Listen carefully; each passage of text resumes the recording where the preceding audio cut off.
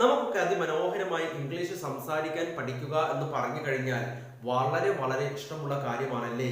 അതുകൊണ്ട് തന്നെ നമ്മൾ ഇംഗ്ലീഷ് പഠിച്ചെടുക്കുവാൻ വേണ്ടി ഒരുപാട് പരിശ്രമിക്കാറുണ്ടല്ലേ.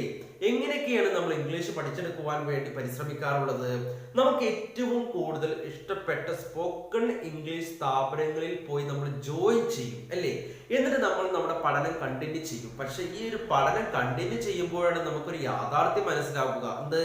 എനിക്ക് ഒട്ടും ഇംഗ്ലീഷ് അറിയില്ലല്ലോ, എനിക്ക് ഇനി ഇംഗ്ലീഷ് പഠിയുമോ, ഞാൻ കുറച്ച് വർഷങ്ങൾക്ക് മുൻപേ പഠിച്ചു തുടങ്ങിയാൽ മതിയായിരുന്നു എന്നൊക്കെ അപ്പോഴാണ് നമ്മൾ ചിന്തിച്ചു തുടങ്ങുന്നത്.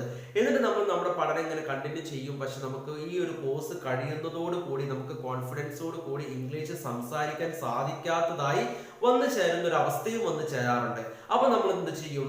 ഈ സ്ഥാപനത്തിൽ നിന്ന് ഷിഫ്റ്റ് ചെയ്ത് മറ്റൊരു സ്ഥാപനത്തിലേക്ക് പോയി നമ്മൾ ജോയിൻ ചെയ്യുന്നതിന് നമ്മൾ നമ്മുടെ പഠനം കണ്ടിന്യൂ ചെയ്തുകൊണ്ടേയിരിക്കും. പക്ഷേ നമ്മൾ ഈ കോഴ്സുകളൊക്കെ ഇങ്ങനെ ചെയ്യുന്നു എന്ന് വെച്ചിട്ട് നമുക്ക് വേണ്ട വിധത്തിൽ കോൺഫിഡൻസോട് കൂടി ഇംഗ്ലീഷ് സംസാരിക്കാൻ സാധിക്കാത്തതായി വന്നു ചേരുന്നു.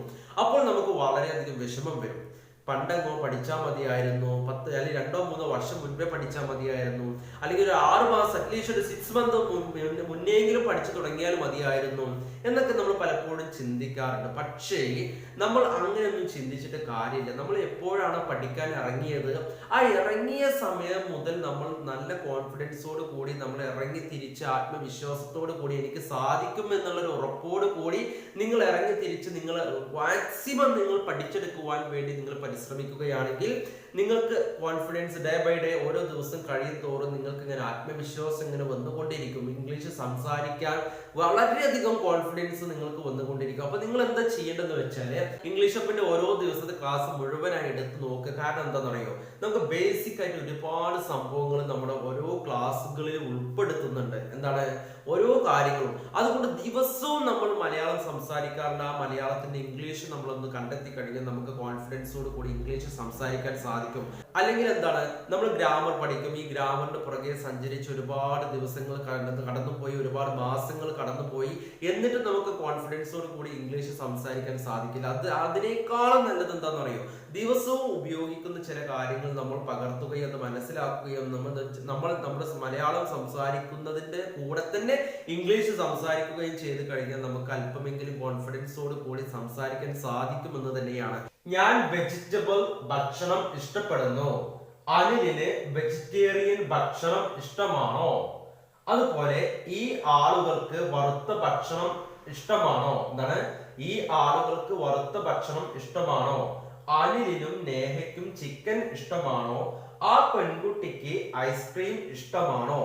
എന്നിങ്ങനെ ഒരു ദിവസം നമ്മൾ മലയാളത്തിൽ അനവധി തവണ നമ്മൾ ഉപയോഗിക്കാറുണ്ടല്ലേ.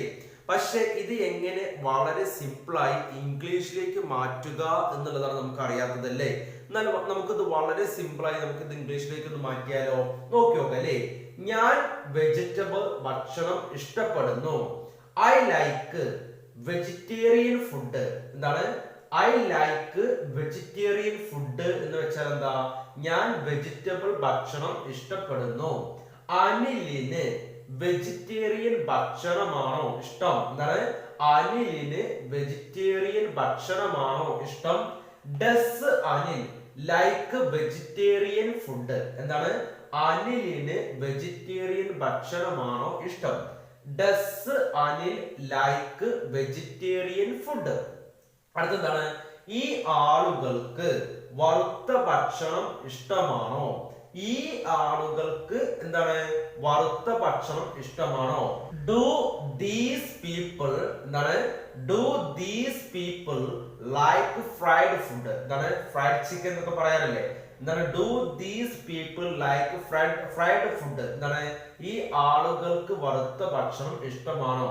Do these people like fried food? എന്താണ്? Fried food. അനിലിനും നേഹയ്ക്കും ചിക്കൻ ഇഷ്ടമാണോ? Does Anil and Neha like chicken? എന്താണ്? Does Anil and Neha like chicken?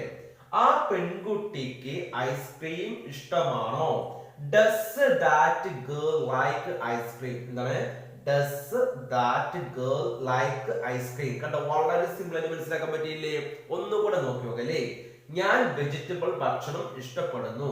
I like vegetarian food. I like vegetarian food. അനിലിന് വെജിറ്റേറിയൻ ഭക്ഷണമാണോ ഇഷ്ടം? Does Anil like vegetarian food? Does Anil like vegetarian food? ഈ ആളുകൾക്ക് വറുത്ത ഭക്ഷണം ഇഷ്ടമാണോ? Do these people like fried food? Do these people like fried food? അനിലിനും നേഹയ്ക്കും ചിക്കൻ ഇഷ്ടമാണോ? Does Anil and Neha like chicken? Does Anil and Neha like chicken? ആ പെൺകുട്ടിക്ക് ഐസ്ക്രീം ഇഷ്ടമാണോ?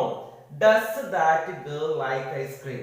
Does that girl like ice cream? കണ്ടോ, വളരെ സിമ്പിൾ ആയിട്ട് മനസ്സിലാക്കാൻ പറ്റിയില്ലേ? ഒരു 4-5 എക്സാമ്പിൾസ് നോക്കി നോക്കാം അല്ലേ. നിങ്ങളുടെ സഹോദരിക്ക് മുട്ട ഇഷ്ടമാണോ? ഈ കേക്ക് രുചികരമാണ്. മീരയ്ക്ക് ഈ കേക്ക് ഇഷ്ടമാണോ? പഴങ്ങൾ ആരോഗ്യത്തിന് നല്ലതാണ്. നിങ്ങൾക്ക് പഴങ്ങൾ ഇഷ്ടമാണോ? നിനക്ക് ചായ ഇഷ്ടമാണോ?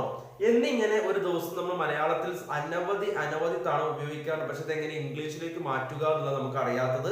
വളരെ സിമ്പിൾ ആയി നമുക്ക് ഇംഗ്ലീഷിലേക്ക് മാറ്റിയാലോ? നിങ്ങളുടെ സഹോദരിക്ക് മുട്ട ഇഷ്ടമാണോ? Do your sister like eggs? എന്താണ്? Do your sister like eggs എന്നാണ്. എഗ് എന്നാണ് എന്താ? മുട്ട അല്ലെ? Do your sister like eggs എന്താണ്? അടുത്ത, ഈ കേക്ക് രുചികരമാണ്. മീരയ്ക്ക് ഈ കേക്ക് ഇഷ്ടമാണോ? This cake is delicious. Does Meera like this cake? എന്താണ്? ദിസ് കേക്ക് ഈസ് ഡിലീഷ്യസ് എന്ന് പറഞ്ഞാൽ എന്താണ്? ഈ കേക്ക് രുചികരമാണ്. Does Meera like this cake എന്ന് പറഞ്ഞാൽ എന്താണ്? മീരയ്ക്ക് ഈ കേക്ക് ഇഷ്ടമാണോ? പഴങ്ങൾ ആരോഗ്യത്തിന് നല്ലതാണ്. നിങ്ങൾക്ക് പഴങ്ങൾ ഇഷ്ടമാണോ? Fruits are good for health? എന്താണ്? പഴങ്ങൾ ആരോഗ്യത്തിന് നല്ലതാണ്. Fruits are good for health. എന്താണ്? നിങ്ങൾക്ക് പഴങ്ങൾ ഇഷ്ടമാണോ? Do you like fruits? Do you like fruits? നിനക്ക് ചായ ഇഷ്ടമാണോ? Do you like tea? നിനക്ക് കോഫി ഇഷ്ടമാണോ? Do you like coffee? കണ്ടു, വളരെ സിമ്പിൾ ആയിട്ട് നമുക്ക് മനസ്സിലാക്കാൻ പറ്റിയില്ലേ? ഒന്നും കൂടെ നോക്കി നോക്കാം അല്ലേ. നിങ്ങളുടെ സഹോദരിക്ക് മുട്ട ഇഷ്ടമാണോ? Do your sister like eggs? ഈ കേക്ക് രുചികരമാണ്. മീരയ്ക്ക് ഈ കേക്ക് ഇഷ്ടമാണോ? This cake is delicious. Does Meera like this cake? പഴങ്ങൾ ആരോഗ്യത്തിന് നല്ലതാണ്. നിങ്ങൾക്ക് പഴങ്ങൾ ഇഷ്ടമാണോ? Fruits are good for health. Do you like fruits? Fruits are good for health. Do you like fruits? നിനക്ക് ചായ ഇഷ്ടമാണോ? Do you like tea? Do you like tea? നിനക്ക് കോഫി ഇഷ്ടമാണോ? Do you like coffee? കണ്ടോ, വളരെ simple ആയി നമുക്ക് മനസ്സിലാക്കാൻ പറ്റിയില്ലേ?